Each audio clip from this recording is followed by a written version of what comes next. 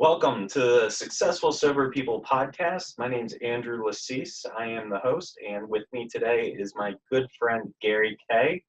Gary, how Hi, are you Andrew. doing Thank today? you so much for having me. I am so stoked to have you on the show. I am also. You're very kind to me. I was telling you a little earlier when we got the idea to do this, you were one of the first people that popped into my head. So I'm super excited to hear you tell the story. I've heard it a million times. But so take us back. What's going on in Gary's life 30, 40 years ago? 30, 40 years ago? I'm from Northeast Ohio. I grew up just south of Akron, Ohio, where Dr. Bob's house is, the co-founder of 12-Step Recovery. And in fact, it was about a block from Dr. Bob's house was the first time a police officer ever stood on my head after I got kind of mouthy. I was real drunk. That happened about a block from Dr. Bob's house. I'm very proud of that. And a premonition for the future. No doubt about it. I didn't know Dr. Bob at the time. I wish I had. But I had my first drink when I was 12 years old. I'm adopted, and my adopted parents, Bruce and Mary Evelyn, a saintly couple, they didn't drink, didn't smoke, kind people. They're the only two that either of them ever dated. They met when they were freshmen in high school, and never spent a night apart in over 60 years of marriage, and Wow. They never raised their voice to each other. Bruce was an honest used car salesman. They helped build a church. They were just the kindest people. And that's who raised me. I always mention that when I tell my story because it's one of the ways that helps me understand that what I suffered from was a chronic brain disease and not a moral failing. Mm-hmm. I was raised by really good people, and I had a sister who had a really good, normal life and raised wonderful kids and had a career and a lovely home and a good husband and all that. She didn't have this disease, which affected my behavior in a horrific way. And anyway, Bruce helped line up convertible automobiles for the Football Hall of Fame parade every year in Canton, Ohio. And one year, the Board of Trustees of the Football Hall of Fame gave him a decorative whiskey decanter that looked like the Football Hall of Fame. And the cork in the bottle was a football. That's like what the roof of the building looks like. Mm-hmm. And he didn't drink it. He didn't care about what was on the inside of that bottle, but he treasured this thing because it was a gift from the gods of football, and he loved football. And he put it enshrined it in a special spot in our home. And from when that arrived in our house when I was probably 8 or 9 years old, and every time I'd walk through that room, I would pick the bottle up, shake it, and listen to that liquid. And I was told that liquor was a bad thing. They were very religious. My father's father was a minister and very conservative, and alcohol, bad. Mm-hmm. And that made me want it. And when I was 12 years old, I asked them to leave me alone for the weekend. They were going to take me out of town and leave me with some people for the weekend while they went on a trip, and I didn't want to go. I didn't like those people. I didn't want to go. And I was a good kid at that time, and I remember my father saying to me, okay, you're a good kid. I'm going to leave you home alone if you touch that bottle. You know, he was UDS in World War II, and one of his hands was screwed up. He was missing a finger. And when I would act like an idiot, he would say, do you want hospital or sudden death? And he never touched me. He was a gentle man, but it always scared me when I was a little kid. In any event, he said, if you touch that bottle, you're getting hospital and sudden death. Mm-hmm. And the minute the car pulled out of the driveway, I made a beeline for that bottle. I took it into the kitchen, and I filled a tea kettle up with water, and I got a head of steam going, and I very carefully steamed the seal off. I saw that on I Love Lucy. And it worked, and I peeled the seal off. I Love Lucy is the start of your downfall. Absolutely it was. She steamed the letter open so that she could read it. Ricky didn't know that she read it. Well, that worked. And I drank for the first time. And it was like prior to that, there was a wall that existed between me and every other human being that I ever met. And as soon as I drank, the first time I had a mouthful of alcohol, that wall disappeared. And I spent that weekend, I drank the entire bottle over the course of the weekend. I beat up one of the neighbor kids who used to pick on me. I was real drunk. I was 12 years old. I went over his house and just beat the snot out of this kid. And I felt like a superhero, and it gave me great courage. And after I drank the rest of that bottle, I spent most of the weekend running around naked, running around the neighborhood, fairly well naked. And As most people do. yeah, I don't know why. Why is that? Every time I drank, I would take my clothes off, and when I used narcotics, I would tear them off. Like when I smoked crack, I would just rip them off. In fact, I would go get clothes to tear off before I would start my crack. And this was before Hulkmania too. It was. So it wasn't even. It wasn't like that. It Yeah, wasn't no. in vogue then. No, it wasn't. So really, It was pretty ugly. So Hulk Hogan stole your idea. Yeah. I think is what I'm gathering from all of this. Oh, I never thought of that. Hulkmania was actually started by Gary Kay. Wow. Yeah. It's a good thing that I'm clean and sober now, because being a fat 58-year-old crack whore would not be a pretty thing. Going around tearing my clothes off. And Debatable. I'm sure there's worse out there. So you steam off the cap. I did. I drank all that alcohol. I ended up filling the bottle up with water and put the cork back in and glued the seal back on and put it back in its place of honor in my parents' home. And it stayed there until my father passed away. And when he was dying, I went to him and I told him he was in terrible pain, and we were on death watch. And it suddenly occurred to me, I had never made amends and told him about that bottle. And while I was home that particular trip to go, we were getting ready to be, expecting him to die at any time. And I was living in New York at the time, and I came back to Ohio. And there was that bottle, and I shook it, and it was still full of water from when I put that in there when I was 12. This was just 6-7 years ago. And so I went to the hospital, and I said, Bruce, there's something I need to make amends for. And he looked at me and he goes, like, enough with this recovery stuff, okay? And the poor guy's dying. Being a selfish addict, of course, I was like, I had to get this off my chest. And I said, it's about that whiskey decanter. And he mustered up some strength, and he said, it's full of water. And he kind of went, He's known the whole time. He knew all the time. This has been burning inside of you for how long? What the hell? Right. What the hell? And he said, you put the seal on upside down. 12-year-old Gary screwed it up. The ninth step is for our comfort. It's absolutely for our comfort. But that began my love affair with alcohol. And I started stealing booze from our neighbors. We had a lot of Italian neighbors, and I would steal their booze. I'd punch holes in the paneling in my bedroom and drop the bottles down inside the holes with a fishing line tied to it, and put a little finishing nail on the inside of the hole. That just dangle these bottles inside the walls and hang posters over the holes, so my parents didn't know, and that became like my liquor cabinet. And I would get hammered just about every day. And when I was 16 years old, I drank a couple of bottles of wine and a bottle of grappa, I remember, and went into my first blackout and went out and had an automobile accident, which resulted in 2 deaths. And by the time I graduated high school, I had put 4 more people critically in the hospital and totaled 11 automobiles. And Bruce came to me one day. I had shown a talent for acting. Everybody said I was really talented. I think it was just that I was psychotic. I didn't want to be me. It wasn't the actor. No. It was the psychotic. I wanted to be anybody you. but me, and I would go to a crazy place to escape being Garrett. Mm-hmm. And anyway, so he came to me and he said, your mother and I have been talking, and you've had all these accidents and wrecked so many cars, and you killed people, and so we think you need to find a school in New York City so that you won't have to drive. And I remember thinking, my father's a genius. Here is a solution to my drinking problem, because I knew I had a drinking problem. So it's not the drinking and driving; it's the fact that you have to drive right. that's causing all of these issues. That's right. So exactly we're treating symptoms here. That's exactly right. You stop getting in car accidents by stopping driving cars. That's right.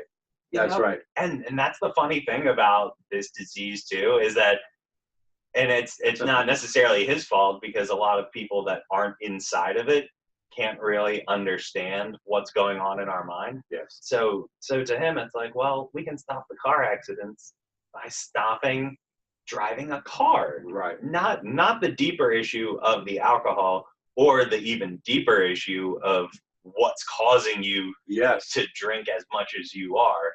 but the surface level of we will stop car accidents by stopping the car driving. So you're in New York. From the day I started drinking, I couldn't stop. It happened. The progression for me, the progression of the illness happened immediately. I just couldn't stop. By the time I was a senior in high school, I was smoking opium and hash and pot and huffing poppers and having compulsive sex and drinking every day. By the time I was a senior in high school. So I auditioned for the American Academy of Dramatic Arts, and the day I graduated, I got on Amtrak and I went to New York City. And I stayed there until I packed up my things and moved to Florida 4 years ago. I lived in Times Square all those years. And I did become an actor and had a career. The first day I was in New York City, I was walking around, I saw this store called Abracadabra, and they sold magic tricks and Halloween costumes and stuff like that. And I went in and I bought a pair of very tight, no, this is 1977. I went in and I bought a pair of very tight, very thin, very short gold lame Daisy Duke shorts and a great big straw farmer hat and a 6 foot long red ostrich feather boa and a big pair of sunglasses. And that night I took all my clothes off, put on these little shorts, stripped down completely, put just these shorts on and the boa, the big straw farmer hat, the sunglasses, and I went to Studio 54, which was a nightclub where you had to either be a celebrity or a freak or mad sexy to get in the door. And they had a snob policy, and the doorman decided who could come in. And lots of celebrities went. There was always a red carpet, a lot of limousines going down the street. Anyway, I went, and they let me in. I didn't realize at the time, I was ripped like shredded wheat. I wasn't the large Buddha-esque person that I am today. I'm still seeing the ripped, shredded wheat Gary that you're describing from 77. Aren't you kind? I mean, the camera is really, it's deceptive. He's actually takes off. They always say when you're on camera, it takes off 100 pounds. Yeah, yeah. I can agree with it. So anyway, I went to Studio 54 that night, and that was the first night I met cocaine. And I stripped on the dance floor and ended up becoming a stripper, stripping in a lot of clubs to make extra money while I was going to school at the American Academy of Dramatic Arts. Eventually, all my money ran out, and I was very sexually compulsive, and I was waking up with Coyote Ugly in bed next to me every day. And someone suggested that I become a male prostitute, and I thought that would sound like a good idea. So I did that, and I became a male whore, and I was doing that while I was going to school at the American Academy of Dramatic Arts. And then after a couple of years of that, I heard about an audition for replacement swing dancers to play Texas Aggie football players and dance in their jock straps in a Broadway musical called Best Little Whorehouse in Texas. I auditioned. I thought, I'm a whore and I dance naked. So this is a no-brainer. This is a no-brainer. Getting paid extra for what you're doing on the side anyway. And it was my chosen career, what I wanted to do. So I did that, and I got the gig. And that started my theater career. And by the time I was 35, I had done about 39 Broadway musicals. I spent a lot of time in a green room understudying people and was on the road most of the time. I did tours and did very well with that and became a maniac. But by this point, I'm doing heroin, I'm doing cocaine, smoking. I learned to freebase and was freebasing on the road, and a lot of cocaine, pot, hash, poppers, compulsive sex, ton of booze, and a big mess. And so there was one story that stands out in particular with Annie. Do you wanna talk about? Well, that was at the end of my Broadway musical adventures. I was hired to play Oliver Warbucks, Daddy Warbucks, in the musical Annie, and that production was going to become part of the revival on Broadway, and this would be my first starring role on Broadway. And we had a huge cast, 30-piece orchestra we're traveling with. We were in Albany, New York, at they call it the Egg, the Albany Egg, about 3,000 seats. This particular performance was a very high-priced ticket. It was a benefit for an AIDS charity. This was in the early 90s. And the governor of the state of New York was there, and the mayor of New York City, and the New York press corps, like Cindy Adams and Liz Smith from the Daily News or the Post, whichever she writes for. And I think Frank Rich was there from the New York Times. It was a big deal. All the men in tuxes, the women in formals, and I'm the male star of the show. And at this point in my career, I wake up in the morning, knock back a couple of scotches, smoke a joint, take a couple of sedatives, and lay off until intermission, and then I would start pounding Jack Daniels and be pretty well drunk through the second act, and snorting coke in between scenes to stay awake. And then at night, I was out in clubs with hookers and booze and coke all night long. And then I'd be so wired, in order to put myself to sleep, the first thing I would do was eat copious amounts of pancakes, eggs, and orange juice, and then I would inject heroin into my jugular to put myself to sleep. And that would cause projectile vomiting at some point the next day. And I would get sick. I did a lot of vomiting. I would just open my mouth to speak or to yawn or something like that. Bleh, you know, it would come out. Projectile. Projectile. Not just. No, Oh, like a fire hose. Yeah. You know, like a fire hose. Yeah. Just. All right. Wow. So fire hose seems to happen at random spots. Random spots. So it's the second act. I'm waltzing with Annie, and I'm choreographed to hit the last note of the song. Pick up Annie. Open my arms. She falls into my chest. Our heads come together. We look at the audience. And the follow spot starts to go like this as the timpani goes boom, boom, boom. It's called putting a button on the end of a number. So I'm waltzing with her. I hit the last note, no one but bleh, and projectile vomited right in her face at point blank. Well, I thought it was funny too at the time. And the audience screamed, the kids screamed. I dropped her in the pile of puke. And I'm puke dripping off of my mouth, and I start laughing like I didn't sound human. I was laughing so hard, I just couldn't stop laughing. Inappropriate, I know, but I couldn't stop laughing. It makes for a great story, though. Oh my God! And I'm like, wah, wah, wah. The audience is screaming, and the kid is screaming, and it's just mayhem. And they bring the curtain down, and they made an announcement. There'll now be a 45-minute intermission. They had to clean up the star of the show, little Annie, and I got into a fist fight with a producer backstage, and they called the police, and that was the end of my theater career for many years. And I went back to my apartment in New York, and I tried to become a drug dealer, and I'll skip to my last night out. Yeah. I looked like I was extremely paranoid. I army crawled around the floor. I would not walk through my apartment because I was afraid the ninja police could see me and they were going to come rappelling in the window. I was so paranoid and psychotic from all the coke, smoking coke, and various other drugs. I was addicted to pot, poppers, opium, hash, morphine, ketamine, Percocet, Percodan, Vicodin, Restoril, Black Beauties, Quaaludes, Whippets, I like those.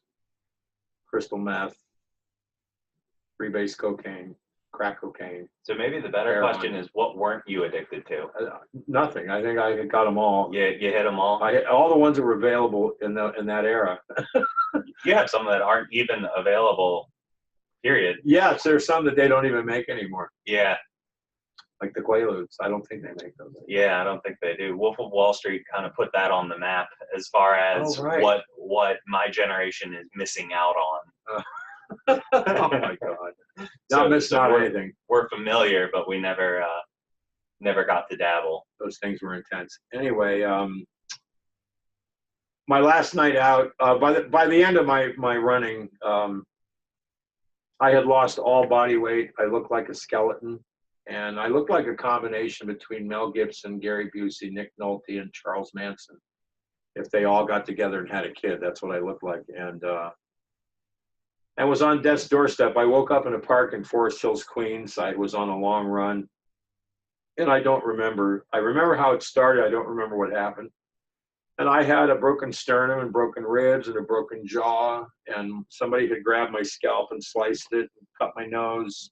I'd been stabbed a couple of times, and there was a lot of broken glass in my mouth and broken teeth.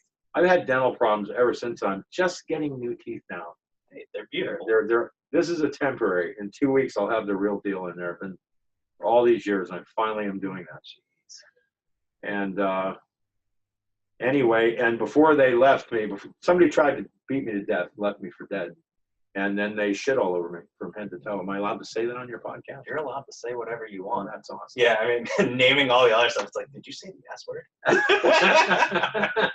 So they shit all over me from head to toe. And I somehow got myself to my feet, and it was the middle of the night, and this cab driver was coming, and I stopped, jumped in front of the cab, naked, covered with shit, bleeding, and begging for help.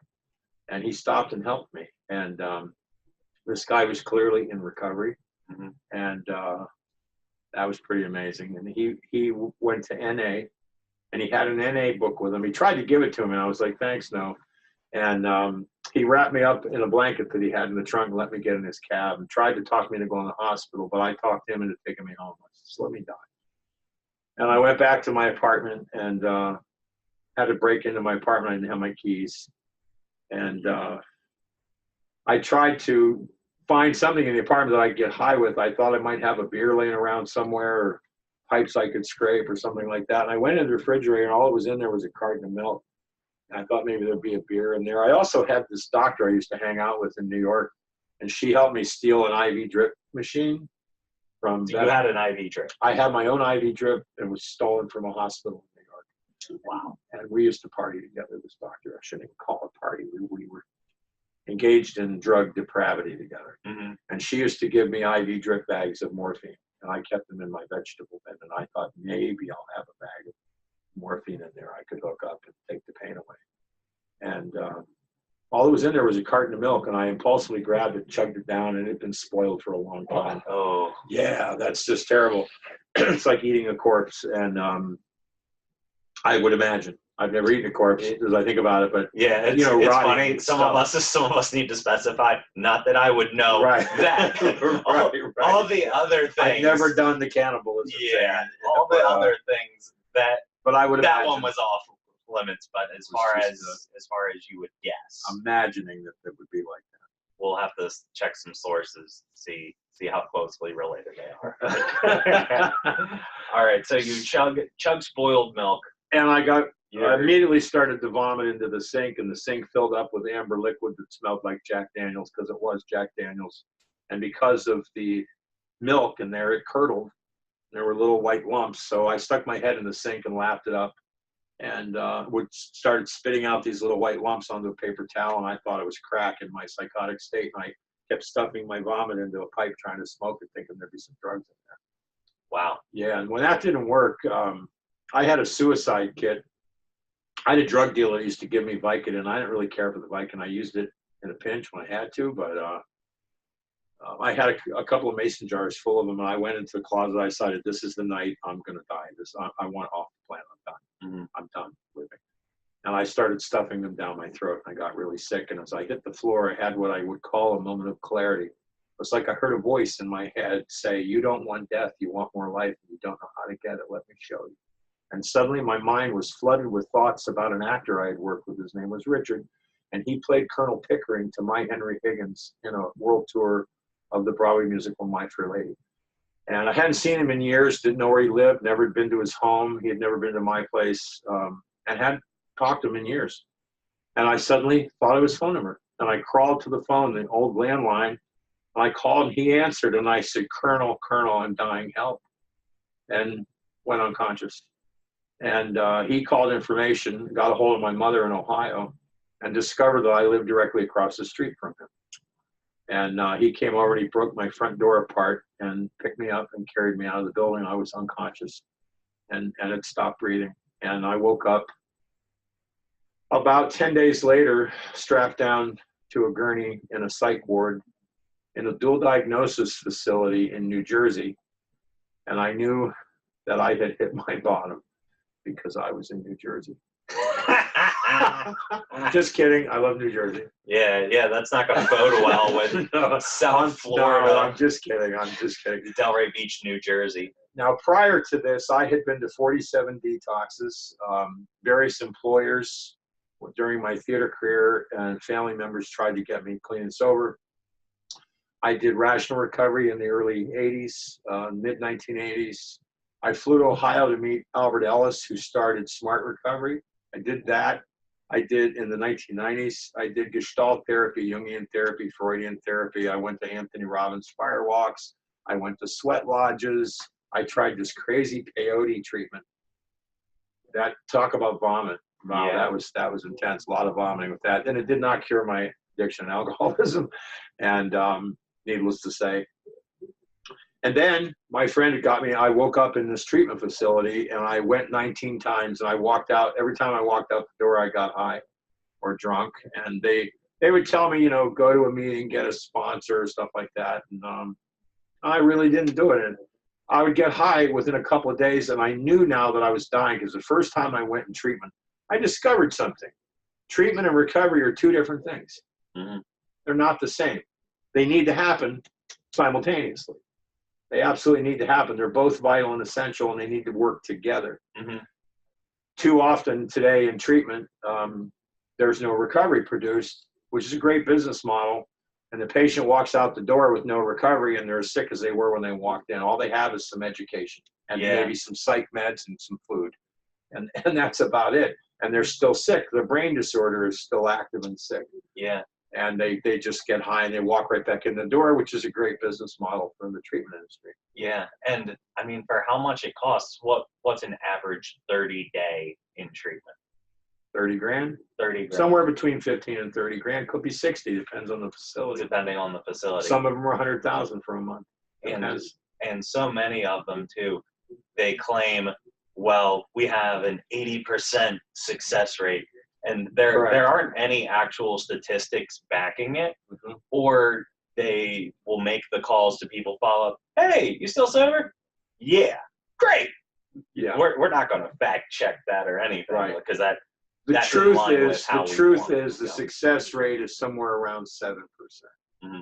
Is the real truth of that. 7 to 14% is on the very high end. Mm-hmm. And that's just treatment on its own without any sort of additional recovery. Absolutely. Just, you went to this treatment facility, you got a bunch of knowledge, and now all of a sudden the issue that you have is just completely gone. Yes. Because I know for myself, back when I was drinking heavily blackout every single day, my whole progression was, I wake up and my life sucks, my life sucks, my life sucks. It's worse and worse. And then I get drunk and it's back to just regular suck.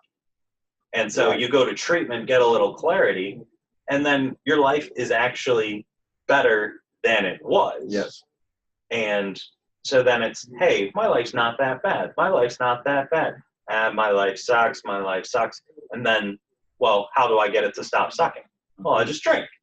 And then it's back in that same cycle, because your solution, even though it is the thing that is killing you, you don't have any other way to deal with anything. And you can learn all you want to learn. You know, we were talking about diet and exercise. Right. If anyone's trying to lose weight, if you cut your calories and you exercise, you'll lose weight. It takes action. Every single time. It takes action. But a lot of people, they want the quick fix.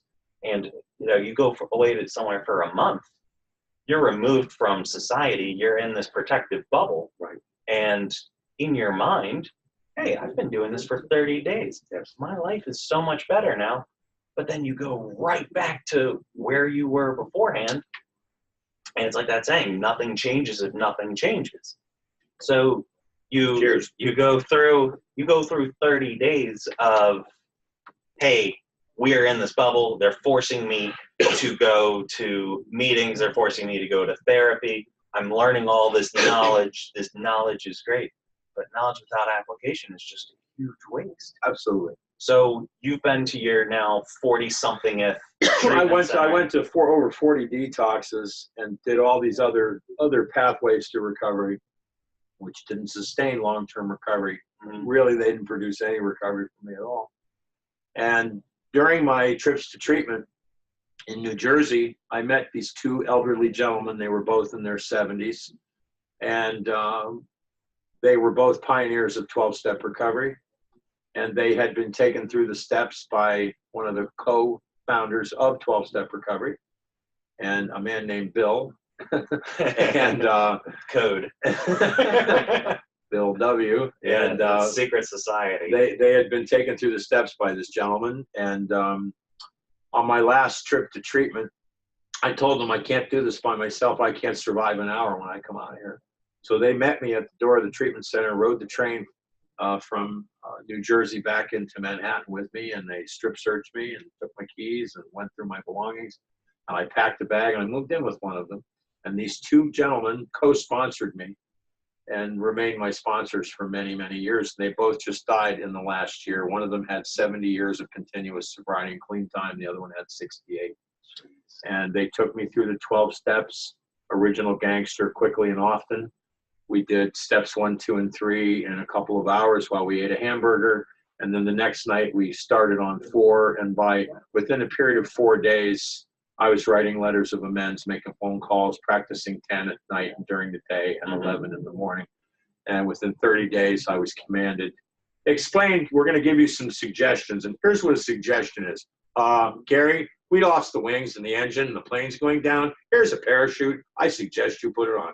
Yeah. They said that's what a suggestion is. It's a command, and that's actually what suggestion means, is a subtle command. A subtle command. Subtle command. So they gave me lots of subtle commands, and one of them was, whatever happens in New York City when the sun goes down is none of your damn business, and that I was not allowed outside alone without adult supervision. And I was 35 years old and traveled all over the world in show business, and I was on a short leash, like a mommy leash, like I was a 5-year-old, and for whatever reason, I surrendered to this and let these men tell me what to do.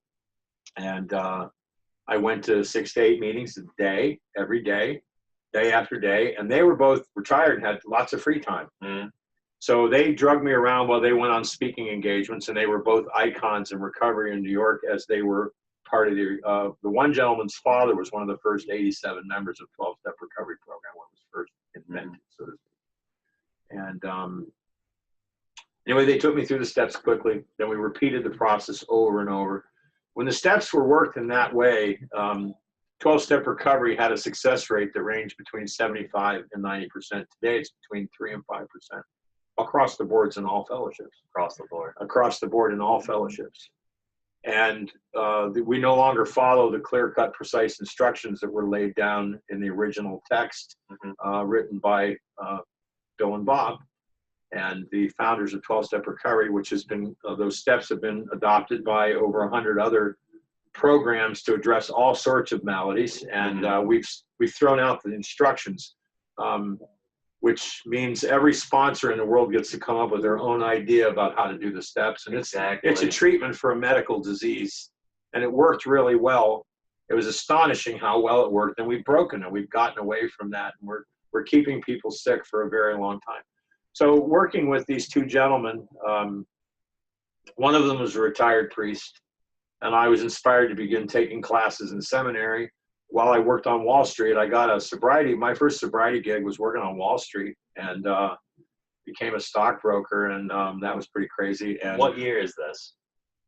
When I first started working on Wall Street, it was 1998. So what's Wall Street look like in 98? Well, it was insane. They were creating, the internet had just exploded. Google was brand new. Everybody's like, Google, what's that? And Yahoo commercials were showing up for the first time. You got mail, and that was like, this is all brand new. Yeah. And every company on Wall Street had created online trading platforms and rushed them to market, and they were very buggy. And they sold America on the concept that you could day trade and become a millionaire overnight. You could also go to Las Vegas and become a millionaire overnight, and the odds are about the same. There's a lot of get rich quick, and so many people, they want the rewards without putting in the work. Yes. Again, with the health analogy, I want to have six-pack abs, but I don't really want to exercise and eat healthy. Right. I just want this. And then say you achieve that, then it's not enough. Yes. And it's just a downward spiral. And do you have any idea of why people are just always, I need more, I need more, I need more? Is there any sort of underlying theme that you think I do. There are three basic survival instincts: the sex instinct, the instinct for security and safety, and the social instinct to belong, to be loved, to be acknowledged, and be a part of, whether you're going to be a leader or a follower. There's an instinct to belong. And in order to achieve these things, we set goals. And then we achieve the goal and we get a wonderful feeling from it, but it's temporary. It doesn't last long. Yeah. So you got to set another goal. Exactly. So I get the new pair of shoes. I got the shoes. Then the feeling goes away. Now I got to get a suit. Now you have a nicer suit. So I got to have your suit. Then I got to get a different suit. Then I get a house. You have a nicer house. I want a bigger house. And we just keep, eventually we overdo the instinct. Same thing with the sex instinct. And pretty soon we're having more sex than we need to have in the wrong places with the wrong people. And now I'm not getting the money fast enough. So I'm going to have to do something to make it happen faster. Yeah. So now I'm going to start lying, cheating, stealing. Now, if you're an addict, this aggravates your brain disorder because doing sketchy things produces stress hormones. If you have a conscience, it produces stress hormones in the brain. And that cortisol, for instance, saturates the amygdala, and the amygdala starts to scream for relief. And in the addict brain, my brain's been rewired to believe that substance is the solution to everything. It equals life. That the substance is more important than breathing, having sex, eating food, sleeping, drinking water, anything. It's more important than anything. It is survival. And that is involuntary. That is not a choice. It is a disease of choice. Yeah. That is not a choice. Once it's activated, if you're born with this thing, or if you've been taking hella opiates or something like that, you'll become chemically dependent because of what it does to your brain neurons. Absolutely. And then there's another part of the brain, the prefrontal cortex, where we experience love, intimacy, where we choose our friends, our sex partners, where we love our children, we love our parents, where we have morality, language, reason, logic. All that happens in prefrontal cortex. It's also where we experience spirituality. And the cortex's primary function is to control the amygdala, and that's where your active addiction lives. So, but it's lost its ability to control it. And it's also lost our ability to make coherent choices, safe, healthy choices. So again, it's a disease of choice. And it just so happens that by working a 12-step program, this is why it works when all other things fail. It gives me a way, steps 4 through 9 give me a way to remove what we call blockage, blocking me from loving myself, from loving you, and loving God. Whatever you want to call it, whatever that is, connecting the source. Higher power. Because I'm jammed up with guilt, shame, remorse, anger, resentment, and fear, and that creates more cortisol, and that causes stress, and that keeps the mental obsession to get high active. And at a certain point, the obsession takes over, and I can't stop it, and I get high. I have no control over this. It is involuntary. The same way I have no choice over whether or not I breathe. I cannot hold my breath until I die. No one can. Absolutely. We're powerless over whether or not we breathe. So an addict, once it's active, once the addiction is active, we're in this cycle of mental obsession that never stops until something interrupts it. And what interrupts it is practicing spiritual principles. It's 2019. It's no longer a debate. We know exactly what's going on in the brain. And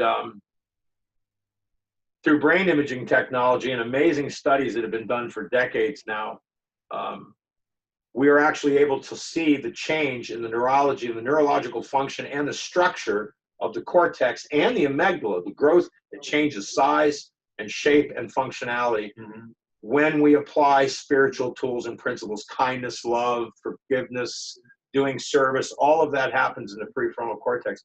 Prayer, meditation, no matter what. This is why 12-step recovery works no matter what you believe in, whether you believe in God or not. If you take the action, you change your brain function. And it strengthens the cortex, and it starts producing more glutamate, and now it can easily control the impulses of the amygdala, which have run amok. And in the amygdala, there's no language, reason, logic, or thought process. Is it sort of the fight or flight? Yeah, absolutely. So you at this point have broken. So you have broken the addiction. You started working 12-step. Started doing steps, going to a lot of meetings, sponsoring guys while I'm studying in seminary and working on Wall Street.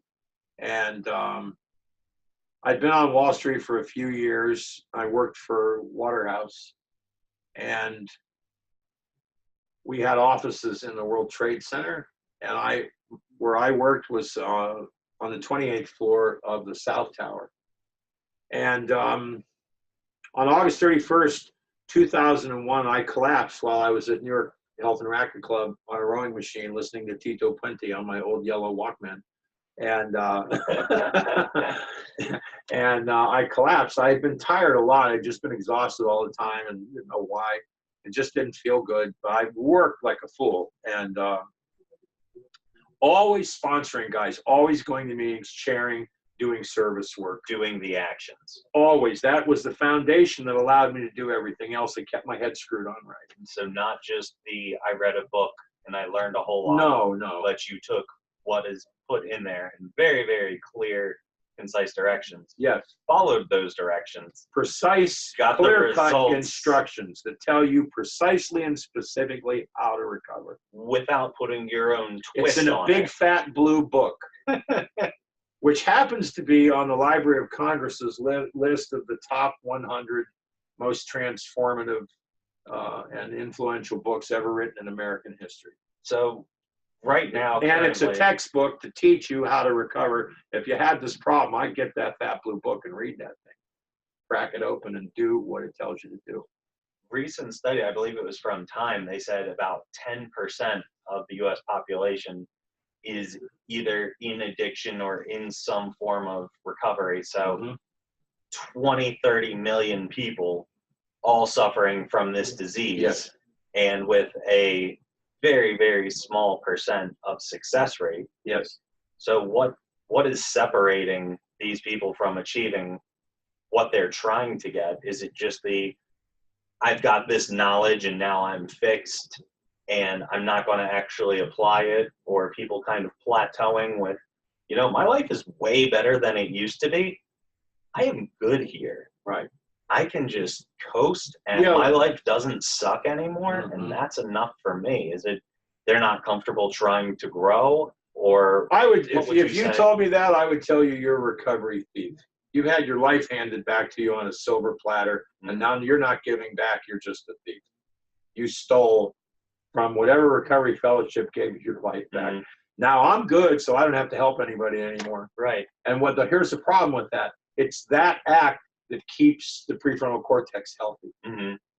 Just like, as you can see, I don't go to the gym anymore, so my tits are down to here. You go to the gym. My biceps are under here, But you go to the gym. I go to the gym and I drink a smoothie and I watch other people sweat and I do absolutely nothing. That's like a meeting maker who doesn't make it. Exactly. So you wrote this book, Walk the Talk with the 12th Step.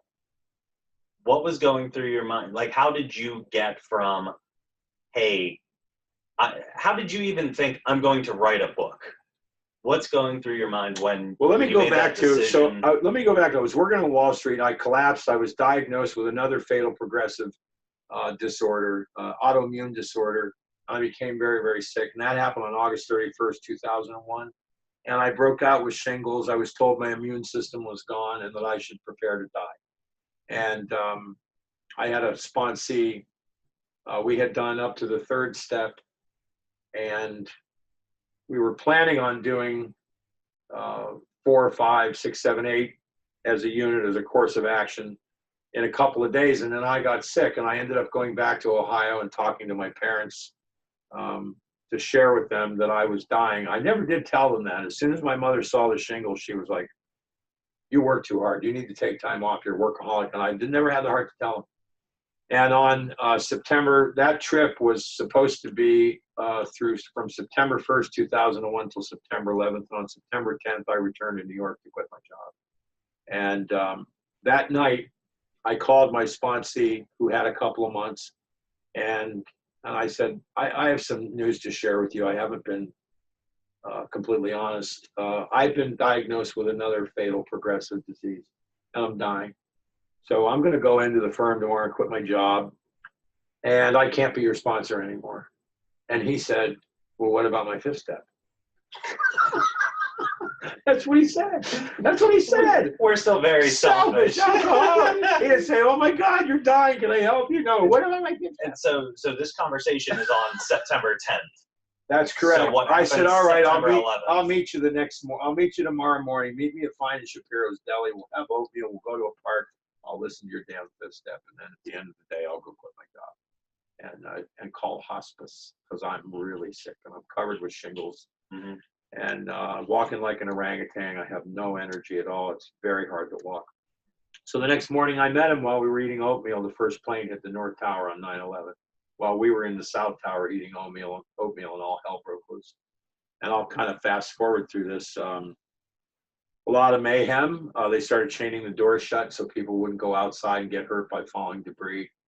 We ended up escaping by getting on the last train out of the building, which was the PATH train, which ran for 17 minutes after the first plane hit. We came up the other side and we watched the second plane hit from the promenade at Exchange Place, right directly across the Hudson River.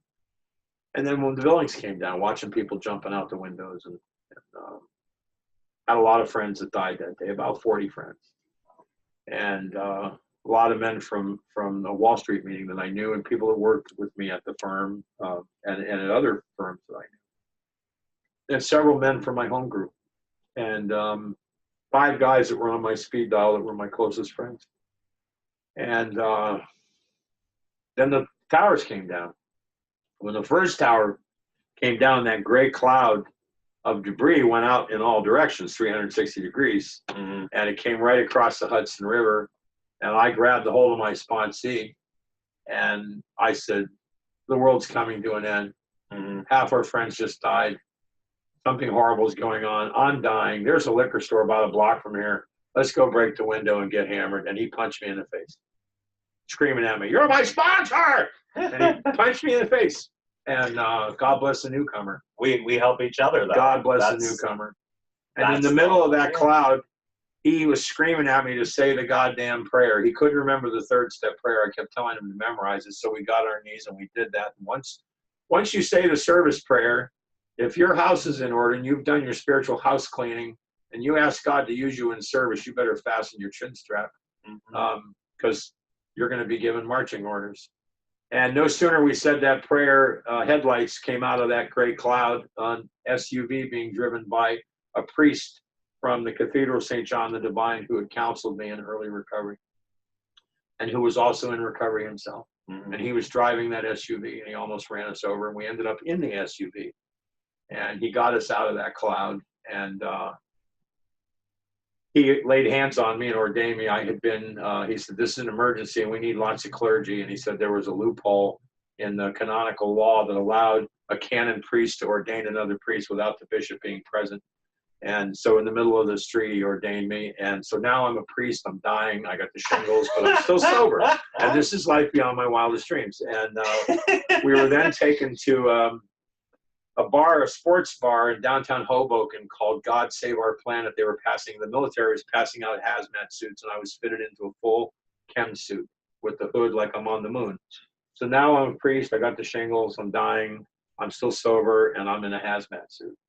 And just crazy. Fascinating. And the military set up this triage with a series of tents. They were dropping them from these bizarre airborne craft that I never saw anything like what is this? Where did this come from? Dropping these massive tents. And it was for a triage they were setting up, and they were evacuating people from lower Manhattan on anything that would float. The next 3 days, I was sent to the clergy tent, the green tent, which was where you minister to people who are suffering from fear and confusion. And the elderly priest gave me my instructions, and he said, do what you do in recovery meetings. You're going to ask them what happened to them and listen to their story. That's where the healing begins. And hug them, pray with them. So over the next 3 days, I estimate 30 to 40,000 people. I always said that for years, and my friends would say, you need to stop saying that because people are going to think you're exaggerating and blow your cred. And on the 10th anniversary, Katie Couric did a special, and there over 500,000 people came through that triage in those tents that I was sitting in wearing the hazmat suit with all these priests. Wow. And I only hugged about 10% of them. But as I hugged these people, I could feel the pustules from the shingles popping open and oozing inside my hazmat suit. And I kept feeling stronger and stronger. And by the 3rd day, they opened, all the bridges and tunnels have been closed and you couldn't go home. And they allowed clergy and first responders to be on the first train to go back to Manhattan if you lived there. And I said, I want to go. So 3 o'clock in the morning, I came up from the PATH train at Penn Station, Madison Square Garden at 34th Street. And there were Black Hawk helicopters overhead and military with, high-powered assault weapons jogging down, in formation coming down Broadway. All the lights were off. It was the middle of the night. And I took that hood off from the hazmat suit and breathed fresh air for the first time. I felt like Arnold Schwarzenegger in one of the Terminator movies. And I went over to my sponsor's house, Father Edgar, and rang his doorbell. And they had thought that I had died because they hadn't heard from me, and they knew I was down there, and they worried that I had died. And there I was in a hazmat suit. Wow. And he said, "Oh my God." I remember him going, "Jesus, Mary, and Joseph." He went like that. And he hugged me and we cried. He said, "Go in and take that thing off, and I'll make you something to eat, and you can bear witness and tell me what you saw." And I went into the shower. My body was covered with pus and blood, caked up in sweat, and from all those days in that hazmat suit, and the shingles oozing. And as I bathed, I looked down, and there were just little pink dots and scabs, and the shingles were gone in 10 days with no medication. I'm allergic to Zithromax, which they give you for the shingles, and I had no immune system, and I wasn't taking any painkillers, and because I didn't want to wake Flacco up. Yeah. And I ran out butt naked in the living room and said, "Oh my God, look!" And he went, "Jesus Christ, put a towel on." And we laughed, and he said, "This is, people will call this a miracle. Don't ever think it happened because you're better than anybody, because you're not. You're better than some, not as good as others.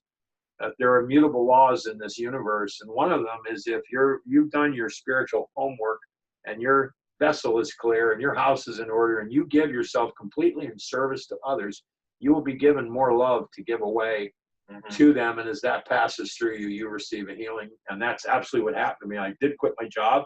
I went to a monastery in Kentucky, and I stayed there for a long time. You had to take a vow of silence, which I didn't do very well at all, and eventually they asked me to leave. Gary and a vow of silence. Yeah. What's that? What's now that I'll tell you how. Now I'll tell you how the book happened. Yeah. So when I got out of the monastery, I was looking for my ministry and how what I would do. Actually, before I left, I took a vow to carry the message of hope and recovery to as many people as possible, and ask for the strength and the power to carry that out. And in the monastery, I learned how to do the 11 steps sought through prayer and meditation to improve our conscious contact with God, which is what I tell all the guys that I work with. The most, they get obsessed. They want a romance. They're trying to find the right career. They're chasing money. Where am I going to live? Which halfway am I going to go to? And I tell them, here's what you need to focus on. Remove the blockage that's blocking you from making connection with Source, and connect to Source. Spend all of your time doing that, and the other things will just happen. Absolutely. They'll just develop in your life. They'll appear along your path, and then all you have to do is say yes and walk through the door. You won't have to chase any of that stuff. But it took me years to figure that out. And in the monastery, I learned in that silence, because there was a silent monastery. You had to take a vow of silence, no conversation.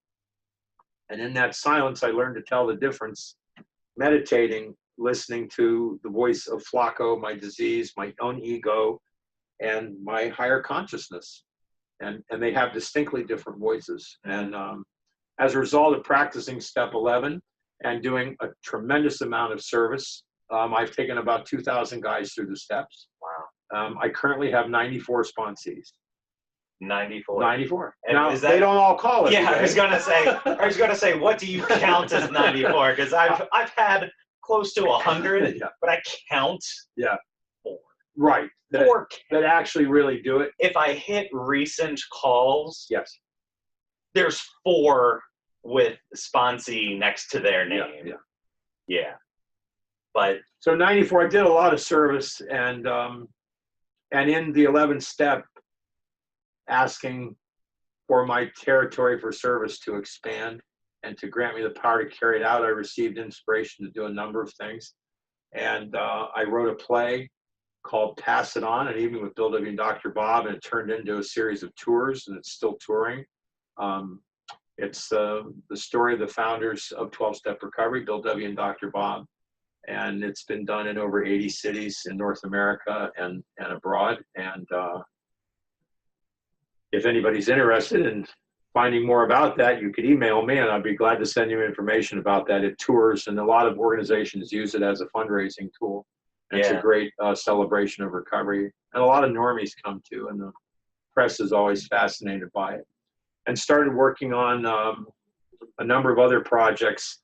So I became a 12-step historian. I spent significant time working in the archives in New York at Stepping Stones in Bedford, New York, in Akron, Ohio, at Wolf Street in Little Rock, Arkansas, and at Brown University at Rockefeller Library in the Dr. Bob collection.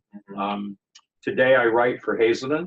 This is a great book. It's kind of tough to see. It's called Walk the Talk with Step 12, Staying Sober Through Service. And you can find it on Google, Amazon Books, Target, Barnes & Noble, Walmart, and Hazelden. And we'll have it in the show notes also with links on YouTube and that's awesome. And the podcast on our website, things like that. So and I became an addiction counselor. I work currently as director of recovery education programs at Comprehensive Wellness Center in Lantana, Florida, where I facilitate a 12-step immersion program, and with great success, and love that. It's an awesome facility that they allow me to really take the patients who are engaged and interested actually through the steps, and then marry them with a sponsor who we know how they work a program, and they're having great success with that. And I travel around the country doing presentations on the steps and the history of 12-step recovery. I became a circuit speaker, speak at a lot of conventions and that sort of thing. And it's just been an amazing ride.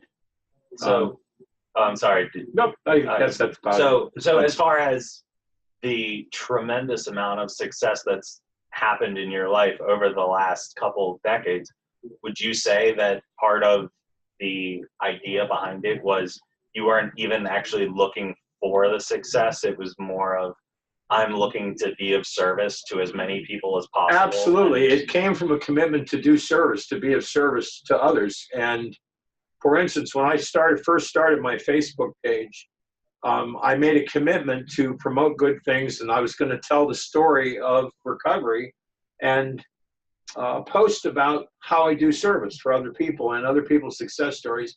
And unbeknownst to me, some folks at Hazelden were reading my Facebook page, and then eventually called me and said, hey, would you write a book on the 12th step, which is all about service, because you do a ridiculous amount of service. And things just unfolded in my life, as I said, and I would say yes to it.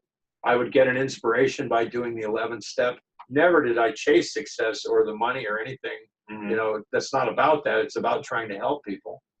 So, and when you're being of maximum service, as it says in that big fat blue book, we had a new employer being all powerful. He provided what we needed if we kept close to him and performed his work well. So it's all about that. If you stay rooted in recovery, you stay in the fellowship, in the center of the herd, and you try to help as many people as possible, wonderful things happen in your life. Remarkable things happen. And honestly, that was sort of the basis of how I had started business coaching. It honestly started from someone saying, hey, I run a business, and I see that you run a business also, except for yours has 50 employees, and mine is just me. Didn't yours used to be just you? And so there's a lot of parallels between the recovery scene and the coaching scene, where a lot of it is, I can connect with you on a level that most people can't. I was in the spot that you were in. This is what I did to get out. So I know the struggle of year one, and you actually helped me move into. I did when it was just you into the apartment. So it started in my halfway house, and then I was advised to move into my own apartment, which that was right around the time we met each other. And now I send sponsees to you who are trying to reconstruct their life, and you employ these guys. Yeah, how amazing is that? You're the best recruiter. You're Thank you. better than Craigslist. Better than I should have a campaign on all of our sales. How many of them were a result of Gary? Because I mean, there's literally there's tons of them that were a direct result of people that you sent to us. I'm so glad to hear that. And I'm extremely And you give grateful. wonderful opportunity to those guys to help reconstruct their lives and give them some self-esteem and get them back in the game. Right. And when it had started, it was all me just trying to provide for me. And then I had a friend come along and we tried to figure it out. And then he had a friend come along and we're all trying to figure it out. And then we had a big opportunity and we needed 10 more people. And then my neighbors got mad.